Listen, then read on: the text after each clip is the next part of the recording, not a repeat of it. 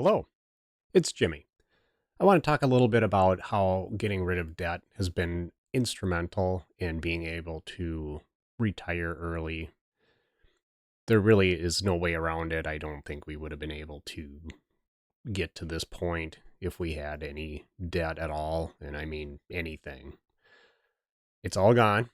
We probably don't have a credit score. I don't bother looking it up. I froze my credit a long time ago. I have no need for it. In 2016, we decided to go full on getting rid of the debt. We did temporarily stop our retirement contributions until the debts were gone. And I figured it would take into 2017. And we were okay pausing retirement for a very short period of time.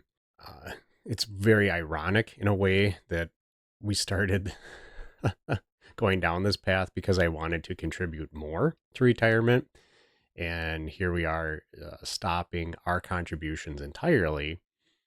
But it was part of the process and I was willing to do it. Well, didn't you miss out on the match, your company match for your retirement? Sort of. I did because I stopped mine completely.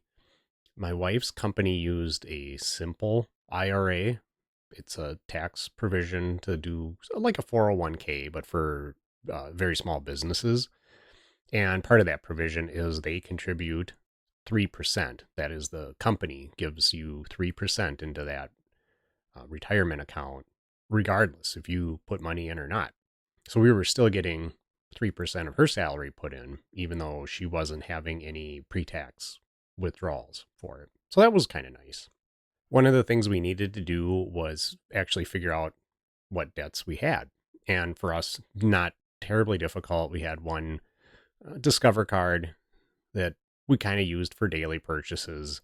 And it was a matter of just paying that off and not using it anymore.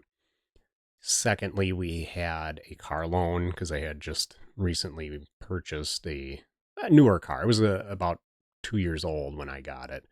New to me, new enough. And so we had about a $22,000 balance on that to look at. And then the only other thing we had was our house, and that was $190,000. Well, what we did was called the snowball method. So you take the debts that are smallest in balance up to the largest in balance without looking at interest rates. The interest rate method going from the highest interest first is, I think, called the avalanche method. Uh, Weirdly for us, it wouldn't have mattered. I mean, if we had a balance on the card that we weren't paying off, that obviously would have been much higher than the van, but to us, it didn't matter. I just wanted to get them done. And part of that is it really isn't a math issue. If we cared anything about math, we wouldn't have had any debt to begin with. So with interest rate, not a concern. A lot of this really is more about behavior modification and just watching, being intentional, watching what you are spending money on, where your money's going. That has a lot more to do with it than the actual numbers. As much as I like doing budgets, putting the numbers on the spreadsheet, uh, it really has very little to do with that. The process is more being intentional, we'll say. The Discover card, I think we had about $5,000 on it, and that was easy. We just paid off what was on there and then stopped using it.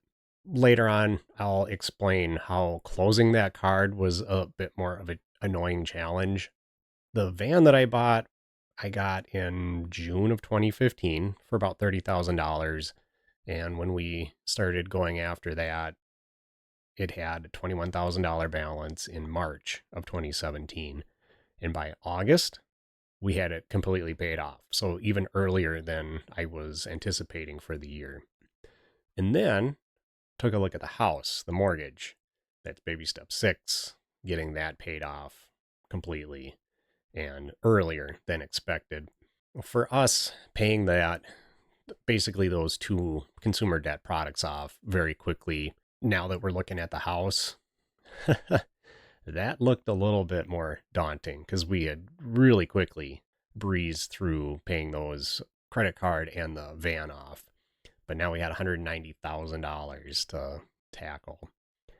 Hey folks, this is Jimmy from the Editing Bay, and I'm going to break this into two bits because the first segment is basically consumer debt payoff, and next time I want to talk about paying off the mortgage, which was quite a bit more exciting, and consequently, that portion's a little bit longer.